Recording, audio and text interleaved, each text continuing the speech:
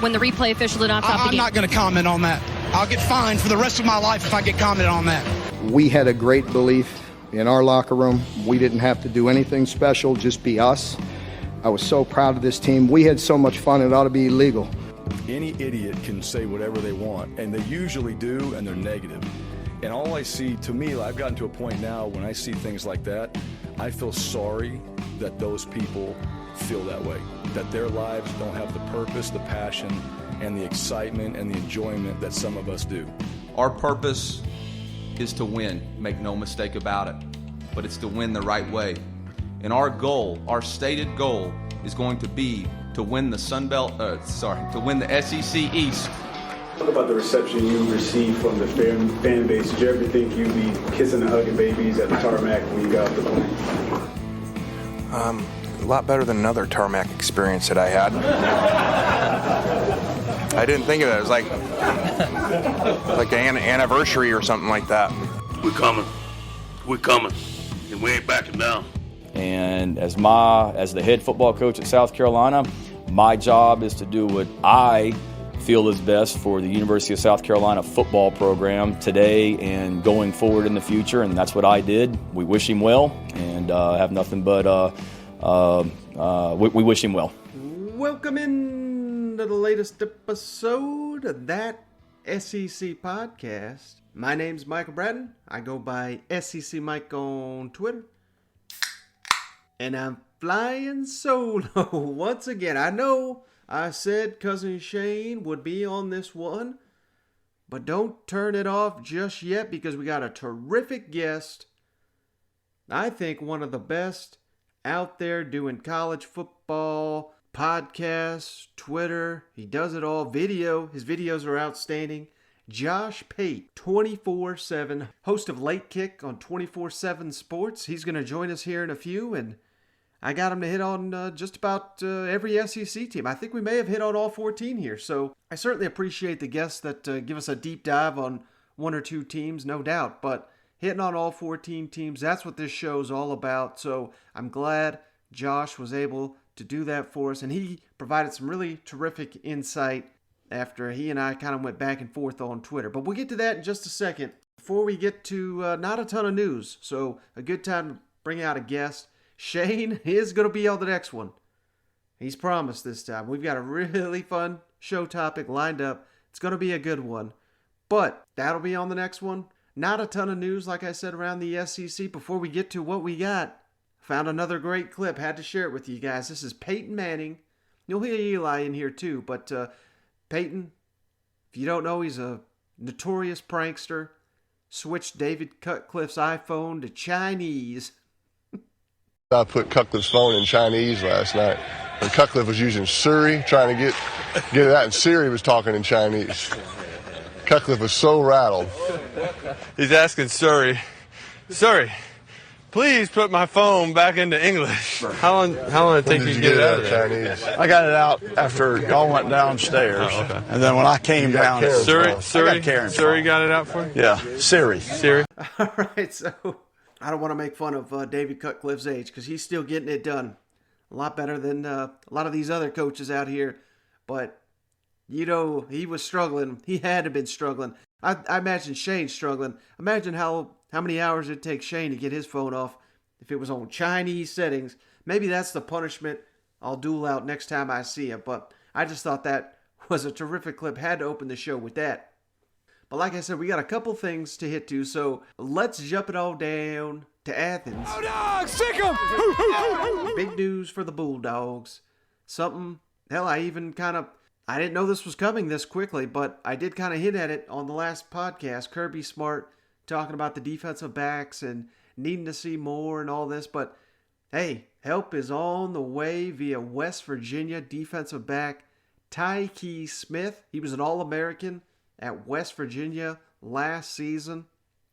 Now he's going to be playing, most likely, he's kind of one of these hybrid defensive backs. So not a true corner, not a true safety, not a true linebacker. He's kind of a jack of all trades. He's going to likely play this star position or the nickel back for Georgia's defense. This is big. If you remember when camp opened, they were putting, I believe it was Adam Anderson, the former 5-star linebacker, giving him some looks. So that just kind of tells you where they were at with that position. Now you're bringing in an All-American from the Big 12 in Tyke Smith. And he played, remember, Georgia's new defensive back. Still don't know how to, I'm going to butcher this guy's name here. Jamil Adahi. He coached Smith last season. He came over from West Virginia. He coached the number 1 pass defense in the nation last season at West Virginia. Now he's got star player from that unit. Got him in Athens. Still need to develop some cornerbacks, true cornerbacks. Hell, we got the corners at Georgia. They're talented. They got about 5 or 6 they can count on. Kirby just hit on it in the last show. It's more about getting those guys up to speed. Now they don't have to worry so much about that star position because Smith's going to come in and be a day 1 starter. That's a huge pickup for the Bulldogs. I don't want to say things were trending bad because I'm not jumping off my prediction of Georgia winning the East, favorites in the entire SEC, but with a couple nagging injuries here popping up, now I love to see this. And in addition here, that's going to keep that momentum going heading into the summer. And Smith has already, it's official. It's not just a commitment. He's already signed, sealed, and delivered. Georgia's already announced his addition. He'll get here this summer, so he'll get in time for training camp. But big news for the Bulldogs. Speaking of big news, let's jump it on down. Last team to update here. Let's go on down to Tuscaloosa. Roll Tide! Because Alabama's made it official. They've replaced Jay Graham. Remember, he stepped away from the program a couple of days into spring camp. And I thought it would take Nick Saban about probably all camp to line up a replacement because I don't know how you can be coaching these guys and doing all this media stuff. And we're seeing all these viral comments from Coach, but yet he's hiring assistant coaches. That's just, we already knew Saban was the GOAT, but hell, this man ain't waiting a couple weeks to hire a coach if he can get him now. And they got Drew Schroboda. They hired him off of Memphis' staff, but really he comes from Rice. Last couple seasons, he was the special teams coordinator at Rice. That's the position he's going to hold at Alabama, along with tight ends coach. So he was hired by Memphis in January, I believe. So they not really coached them on the field. But prior to landing at Rice, Schroboda was a head coach in the Texas high school ranks. He was at Klein Collins, won 5 district championships, 8 playoff appearances, 93-24 overall record in 10 seasons at Klein College, and that's in Texas. And additionally, according to Alabama, the press release they put out, Schroboda was president of the Greater Houston Football Coaches Association and was on the board of directors of the Texas High School Coaches Association. Now, why am I mentioning that? Clearly, he's going to have inroads there in the state of Texas for Alabama in recruiting.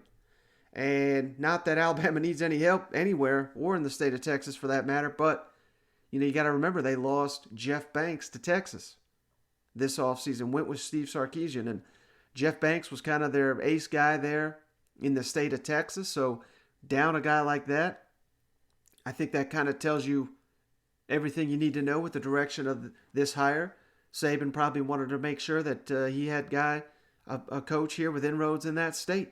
And again, it's not like Alabama needs the help, but it's just an extra little feather in Alabama's cap when they head down to the Lone Star State. We all know the talent that state produces. And Alabama's got a number of players on their roster from the state of Texas. Look for that to continue with old Drew Schroboda now on staff in Tuscaloosa. Your business may be small, but you've got big goals. Brother Laser Printers can help you succeed, no matter the space, task, or budget. From crisp black and white to vivid full color, our printers offer affordable quality you can trust. Plus, fast printing and high page yields make them ideal for home offices and shared workspaces. It's no wonder Brother is the #1 retail brand in laser printer unit sales in the U.S. With Brother at your side, go from small to do it all. Shop now at brother-usa.com/laser. All right, so I spieled on long enough here. Let's kick it over to our interview with my man, Josh Pate. All right, we're pleased now to be joined by one of my favorites, Josh Pate. And of course, he's the National Director of Video for 24/7 Sports. and the host of the outstanding Late Kick Show. You can find him on Twitter, Instagram, all that, at Late Kick Josh. Josh, thanks for joining me. I really do appreciate it. I appreciate it, man. I don't know where in the world you are, like what the weather's like where you are. I mean, I assume you're close to me because we're both Nashvillians, right? So it's beautiful outside today. So I'm kind of standing outside looking for a reason not to go back in. So let's stretch this if you don't mind. All right, great. Well, the main reason I wanted to have you on because, I don't want to say we got into like an argument by any means. I try to be as civil as I can with people I respect on Twitter, and you're certainly one of those guys. But when you put it out there recently, this was late last week, you said Alabama, number one program in the West. I don't think there's no point debating that. But number two, you've got entrenched Texas A&M. I think it's LSU, but I didn't quite understand you meant moving forward. But can you kind of fill in the listeners why are you so adamant that Texas A&M moving forward is in a better position in the SEC West than LSU? Yeah, man. Anytime I go down this road or I go down the road of trying to rank the best jobs, I always on my show or podcast, wherever I'm talking about it, I'll slow down to like times 25 word usage, and I'll try and say it really slow. And I didn't do it on Twitter. So you saw like a fragment of what I was trying to do, but I'll always say, now, when I give you this list, folks, it's this point moving forward. So it's not like a lifetime achievement award. It's not the last 10 years. If we were doing that in the West, A&M wouldn't tote LSU's job, but I'm talking about moving forward. So what I did was, and I kind of do this every year, I did it with the East like a day before. It was a perfect example in the East. Florida had beaten Georgia, but I still don't really think Florida's overtaken Georgia. It's as a program. So the way that I look at this, and I know everyone can differ, but the way I look at it is, like I just said, now moving forward. And I want to know everything from like administrative synergy to what I call your rolling roster, which means what do you think, what do I think you're going to have on there next 2 or 3 years, starting this year, your previous rolling recruiting average, which is the last kind of 2 to 3 cycles and this cycle coming up. I want to know about the caliber of head coach. That's paramount. I want to know about the caliber staff. I want to know, and this is where I think the separation rather from A&M and LSU comes into play. I want to know about program stability. And right now I've got that at Texas A&M, and I don't have it at LSU. And so I think those programs are very comparable roster-wise. I got some pushback on that, but I could back that up if we really needed to go into it. I think they're comparable in recruiting. They've been right next to each other the past 3 cycles. They're probably going to be right next to each other this upcoming cycle. The opportunities there, like the recruiting base, the finances, the investment, the facilities, all those things are there. So there's no major edge, as far as I could tell, in any of those compartments. But when I got to that stability and I got to the proven track record of the head coach over a long term, I gave decided edges to Texas A&M, and that's why I rolled with Texas A&M. Now, would it change your opinion at all? I know it's just a quarterback, but that's such an important position moving forward. What if Max Johnson's a breakout star and Hayes King there at Texas A&M? What if he is? I've been given no indication he's a bust, but what if he is? I mean, would that change your opinion at all? It could change, yeah, absolutely. Because this time last year, I would have said the opposite. I would have said LSU is in the driver's seat as the number 2 program in the West. At that point, they were coming off a win against Alabama. So, I mean, some people would have probably wanted to argue in maybe the extreme camp, but they would have wanted to argue maybe LSU's overtaking Alabama. I don't think many people were going to say that. But, yeah, certainly this is a year-to-year thing. But I'll kick you one better. So if I were to go devil's advocate on that one, like you said, we don't really know what Haynes King's going to be. And for that matter, we don't know what Max Johnson or Miles Brennan or anyone down at LSU is going to be. We have hopes, but we don't know. But what if, while everyone else is worried about the loss of a multi-year starter at quarterback for A&M and Kellen Mond, great guy to have on a program, great model citizen. What if they upgrade? What if they upgrade at quarterback? Like, what if Haynes King ends up being one of those guys that burst on the scene? And so I think about both sides of the coin. Where I try and land is, out of 100 simulations in this season, what's the most likely? I think the most likely thing is Jimbo Fisher gets a really, really good effort out of whichever quarterback wins the job. I, like you, think it'll be King. And at that point, all the other tumblers for me that I just mentioned still fall into place. Now, this is probably looking way too far down the road. I don't want to ask you the same question, just different quarterback here, but what happens if, say, a young Arch Manning goes maybe even LSU? I mean, that's kind of the same question, but What if he goes to Ole Miss? Do you think there's a chance Ole Miss? I know we're talking way down the line here, 2023, when as soon as he can get to campus, but is there a chance Ole Miss potentially jumps both these squads if Arch Manning lives up to the hype and he goes to Oxford? It'd be a game changer. How big would the tidal wave be? I don't know that yet, but that kind of bleeds into the rest of the conversation I had with that whole SEC West hierarchy. To me, and granted, I thought that A&M was a pretty solid number 2. So that was the first point of contention I had with a lot of people. But once I got past that, to me, the far more intriguing aspect of that argument is try and sort out number 4, 5, and 6. Is it Arkansas? Is it Ole Miss? Is it Auburn? Like, that's where it gets really juicy to me. And that's where over the span of 1 year, we could get so much clarification. Like you just said, what if Ole Miss were to win 9 games this year and land the verbal commitment of Arch Manning? How are we talking about the future of that program in the context of this very conversation at this very time next year? They absolutely could shoot up to number 3. I mean, if some crazy things happen, number 2. Obviously, A&M and LSU would have a lot to say about that. Bryan Harsin walking in the door at Auburn and have a lot to say with that. I think the only program that I left totally out of the conversation was Mississippi State. I thought they were a solid number 7 out of 7. So I guess that's only solid if you're looking for, ease of placement. But outside of Mississippi State, yeah, I think a lot of different logos there are in the ball game. Now, I think you've already kind of tipped your hand, because I was just going to ask you, flip over to the SEC East, kind of same question, Florida or Georgia. I know Georgia's certainly going to have the talent in overall talent recruiting under Kirby, but let's just assume for the sake of the argument that Dan Mullen sticks around and is in Gainesville the next couple of years, given his ability to develop a quarterback and just how important that is to the sport. Are you giving Florida much of a chance to jump Georgia as the program to beat in the SEC East moving forward? Sure. Yeah, there's a great chance there. Just because I have Georgia listed number 1. I mean, I guess if you were to talk about distance, if you were to talk about on a scale of, 10 to 1, I mean, Florida's up there. You don't win the East. You don't beat Georgia without being up there. And they did both of those things last year. I think there's some conventional wisdom out there, which is guided by history, that people expect Florida to take a step back. I mean, it's not often that you have a Heisman Trophy finalist as a quarterback. So they did that last year. Well, here's the important thing to note. Not a lot of people outside of Gainesville, Florida, had Kyle Trask. As these trucks pass me on this interstate, not a lot of people outside of Gainesville had Kyle Trask headed to New York City. And the reason I mention that, even though it's kind of anecdotal, is to just remind people, like you said, when you got a guy that understands how to develop that position like Dan Mullen, and he's going to have in his possession a guy who's been on campus several years now, and Emory Jones, that's not even to mention all kinds of crazy things that could happen in an unforeseen manner from the transfer portal. But if we just take it as it is now, there's no telling what he could do with Emory Jones. But also, what I keep looking at here is it's kind of ancillary. It's not roster related or anything like that. But I guess the best way to put it is this: if the only problems Florida has this year are strictly football related, I think they got a puncher's chance to win the division again, more than a puncher's chance to win the division again.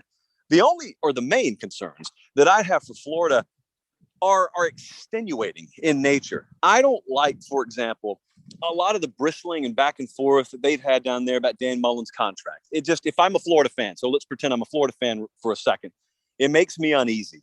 It makes me uneasy to know that administrative synergy that I was talking so much about, that Texas A&M has in their corner, that Bama always seems to have, it bothers me a little bit that we don't seem to have that, only because I know they've got it in Athens. I mean, if they don't have it, it never bleeds through. We never see it on the outside. And so I'm thinking to myself, we got to have this. In order to compete with those dudes, we got to have this. We saw the confluence of events that we needed last year to beat them. And unless we're going to have that confluence every year, man, we got to really be on our P's and Q's administratively. So that would bother me. And it would also sort of keep me up at night, maybe at least 5 extra minutes. It'd keep me up at night, wondering with all those NFL rumors and with the way Dan Mullen carried himself at times last year, and I've had some arguments about this too, but it's my opinion. The way he carried himself last year, some of the comments, some of the offsetting tones that he took at times, I just wonder if he really thought he was out the door after last year, and it never happened. that maybe he had inflated his stock. He and his agent had inflated his stock a lot more in their minds than NFL front office types had. Okay. That could all be BS. If it is, I'm wrong. And if I'm wrong, I'll say I'm wrong. But I don't think we find out about that maybe ever, but certainly we won't find out about it until the fall, unless Dan Mullen just decides to admit that one way or the other. But if we see all of a sudden this year, not a return to normalcy, but sort of a return to the pack for Florida, how do we characterize that? How do we categorize Florida? Because they should be in ascension mode. That's what they should be right now. If you think about the typical trajectory of a program that eventually becomes a perennial playoff contender, they start where Mullen started, and then they keep taking steps, which, to his credit, they have at Florida under Dan Mullen. And then they beat the big rival, they win the big game, they win the East, or they win the division, wherever they are. And then the next logical step would be perennial playoff contention. But here's the problem. Man, if you and I were sitting here last year, and we were talking about Florida, and you were to tell me, hey, Josh, I saw the spoilers for 2020. Florida's going to beat Georgia. They're going to win the East. They're going to play the eventual national champion closer than anybody the rest of the year will play them, but they're still going to lose 4 games.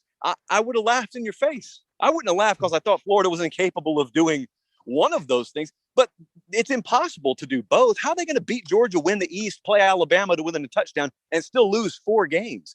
So that's why it feels so strange, and you're still kind of on the fence even after they accomplished all of the goals, beat the rival, win the division. Even after they accomplished all that, I kind of feel still on the fence about them.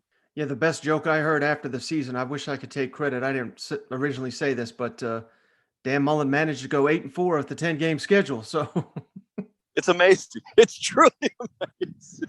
I never thought about it like that, but yeah, it was fascinating mathematically, and it was fascinating schematically.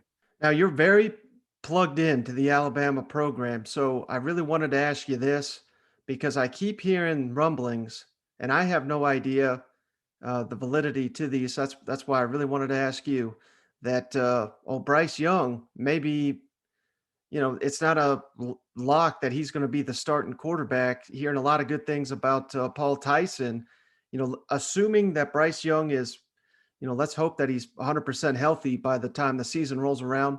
Is there any chance, based on what you know or what you're hearing, that he is not going to be the starting quarterback for Alabama when they take the field against Miami?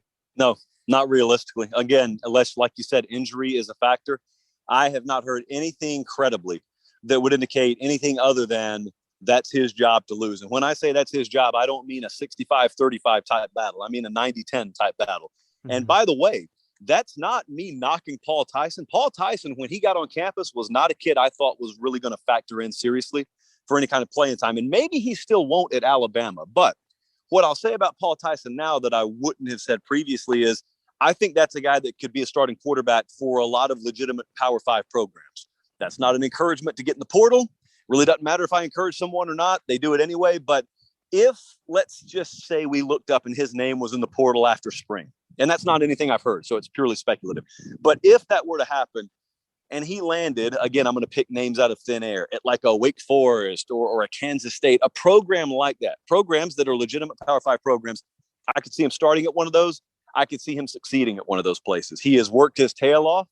He has really developed. Now, granted, he's worked under some of the best to develop the quarterback position. So that's one of the blessings you're afforded if you go to a place like Alabama. But I think that's Bryce Young's job to lose, having said all that. And I believe it is solidly his to lose.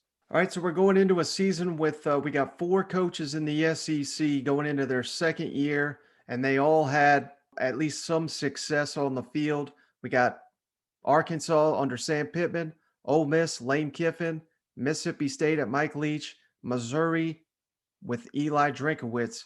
You got to name one, Josh. Which coach going into year 2 at his program is poised to make the biggest jump next season on the field? I get a sneaking suspicion it's Missouri. Okay, that's my sneaking suspicion, but I'm still going to say Arkansas. That is pending them getting quarterback figured out, which you can say about like half of college programs at any given time. But so that's my out front answer. I'm going to give you Arkansas as my out front answer.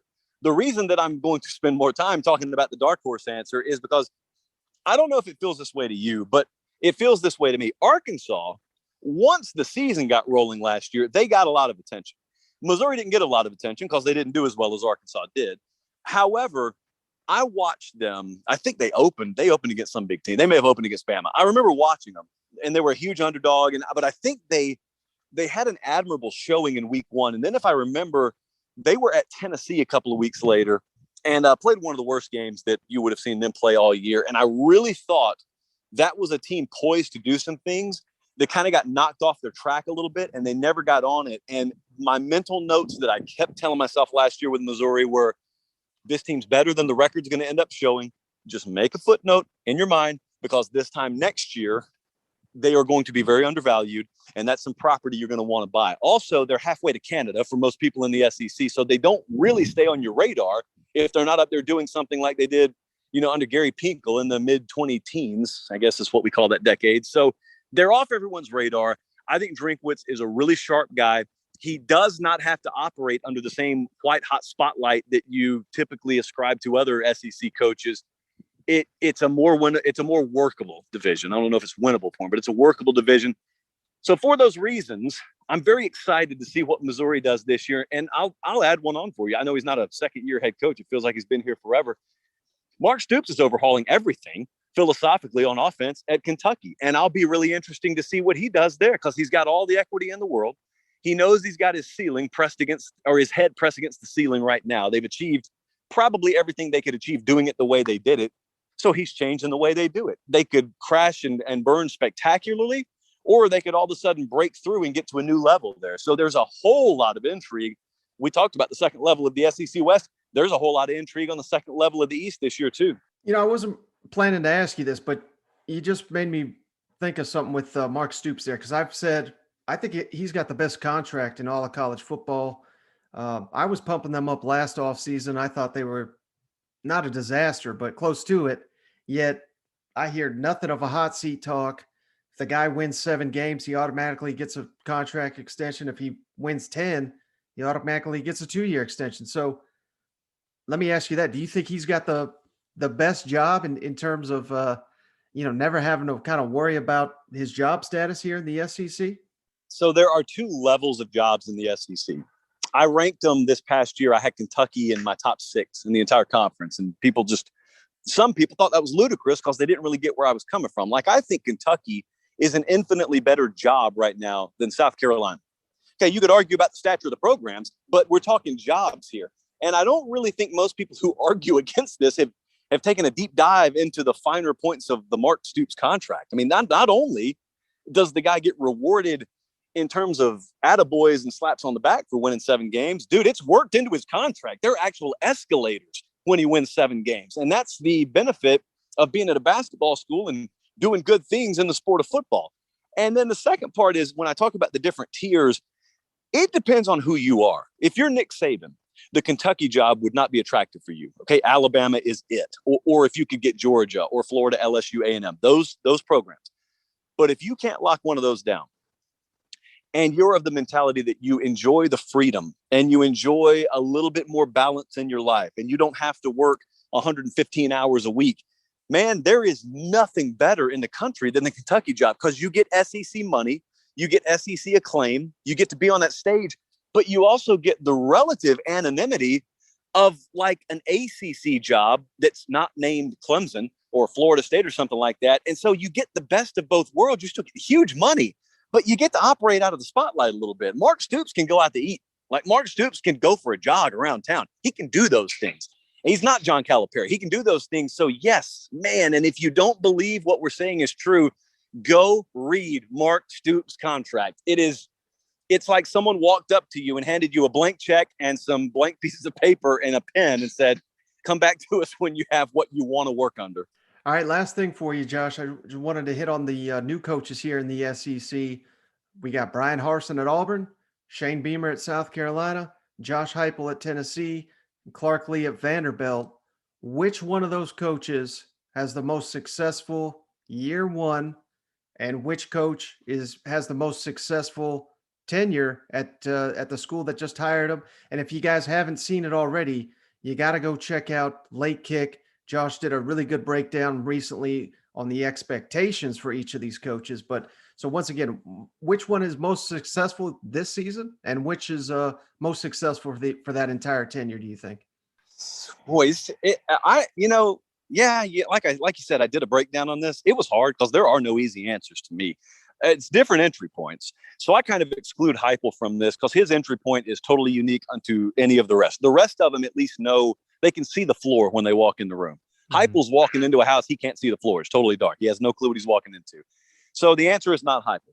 Clark Lee could be the answer if you were making all this relative to expectation at Vanderbilt. I mean, I could not believe my eyes when I looked at how many zeros were on the end of that figure that they invested into athletics over there the other day. I mean, that's a deal for a long time, as well as anyone. When you walk in the Vanderbilt facilities and then you go out and do a little tour of Texas high school football, there are high schools in Texas with an edge facility-wise over Vanderbilt. Has been for a while. It's a shame.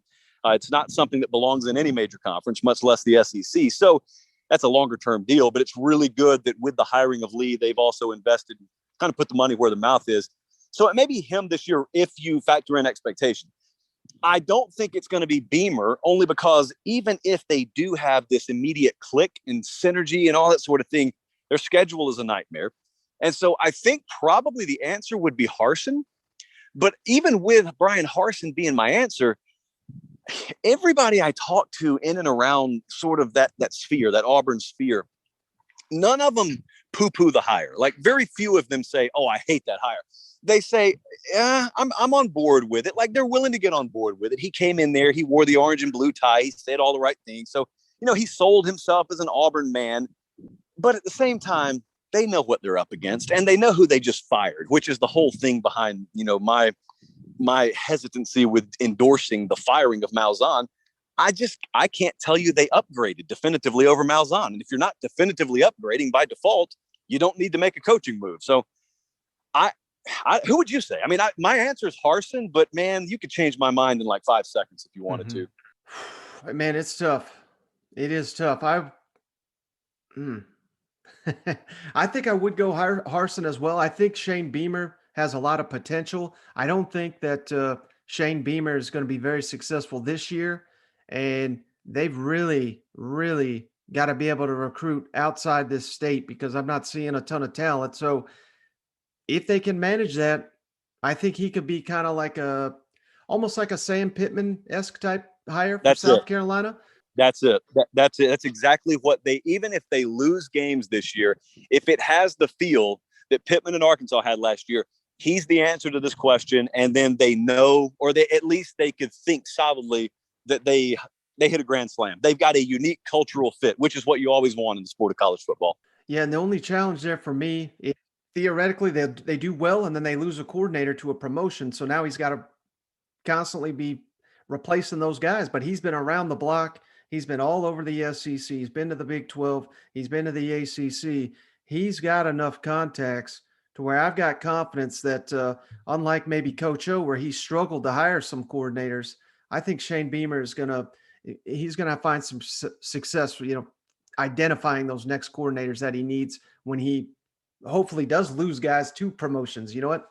I really pull for guys like him. I pull for guys like Pittman. I mean, to be honest with you, I've been one of the biggest supporters of Orgeron because I love at the college level the uniqueness and the kind of nichality, to create a word, of the college game where there are these pieces. Jeff Collins could end up being one at Georgia Tech. Clark Lee, like we just talked about, could end up being one at Vanderbilt. These guys that are hired at non-tier 1 jobs, but because of their specific attachment and affinity to that program, they do view it as a tier 1, and therefore they're not looking to use it as a stepping stone. And that is so good for building layers into the sport and adding flavor and uniqueness and culture to the sport, because you've got culture fits. And not everyone is Nick Saban. Like not everyone transcends and could fit anywhere. There's some guys like puzzle pieces that fit in specific places. And I really hope they found the right piece in Columbia. All right, Josh, I've taken up enough of your time. I really appreciate you hopping on. And everyone, you got to go, if you're not already, I assume you are, subscribe to The Late Kick wherever you get your podcasts, and on YouTube. Follow Josh at Late Kick Josh. Thanks so much for joining me and dropping so much knowledge. I really appreciate it. I appreciate you, brother. Appreciate you having me on. All right, just want to thank Josh once again for joining the show. I thought, that was outstanding. if you haven't already, you gotta subscribe to the Late Kick Show. Follow him on Twitter at LateKickJosh. He does an outstanding job there of covering not only the SEC, but all of college football. But yeah, we all know when these outlets are covering college football, we all know where their bread is buttered. He sticks heavily in the SEC. He's got a lot of good connections all around the SEC region and, of course, the whole 24/7 sports network down there. So could not recommend Josh more. If this is your first time hearing him, check out his stuff. He always delivers, and I believe he's putting out shows 5 days a week. But just want to say thanks again for him joining the show. And hey, that's all I got on this one.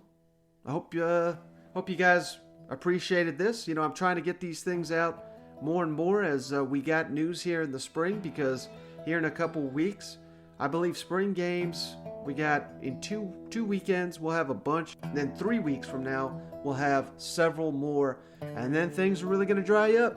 So I hope you guys are paying attention. I'm busting it. I'm working hard to get you guys this content while it's out there before it all dries up and we sit here and talk about, odds and preseason magazines and all that. So, hey, if you made it this far, you appreciate the content, give us that 5-star written review. We really do appreciate that. That helps the show grow. That's why we ask you to do it. And if you do that, of course, we'll send you a beer koozie free of charge just for doing that. Just send those on over to that SEC podcast at gmail.com. Send over those written reviews. Let me know which team you support, and we'll ship you a koozie right away. So, hey, that's all I got on this one. Thanks, everybody, for tuning in. Catch you on the next one, and Shane will be back to save me on the next episode.